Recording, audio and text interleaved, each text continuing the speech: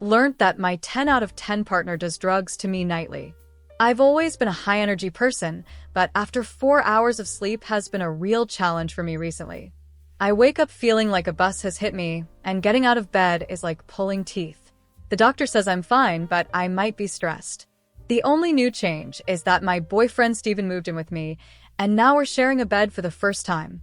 Steven is the perfect boyfriend material.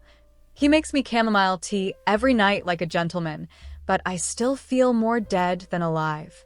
One morning, I wake up with a huge bruise on my hip, as if someone had hit me with a baseball bat while I was asleep. Steven looks strangely guilty. Maybe you fell out of bed. I'm not a toddler. I need to go to the hospital because this is definitely not normal. The doctor runs a battery of tests and says my blood is fine, except for the NRAM in your system. Nra. Later that night, Steven gives me my normal chamomile tea, and then it hits me. Pam, it's a sedative. You're on it, doctor. I don't even take Advil.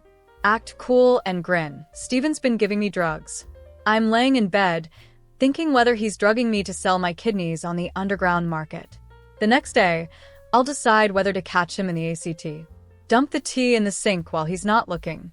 Was it good? Amazing. Thanks. Honey, rig up a covert camera in my bedroom and pretend I'm James Bond. I fall asleep soundly, and Steven does the same. Suddenly, I snap out of it and begin to scramble up the wall, resembling a demonic Spider-Man. I wake up fatigued, but I watch the film nonetheless. Instead of screaming or freaking out, Steven gets out of bed and picks a stick, acting like Gandalf getting ready to battle the Balrog. Pounces on me from above after an hour of fighting for his life.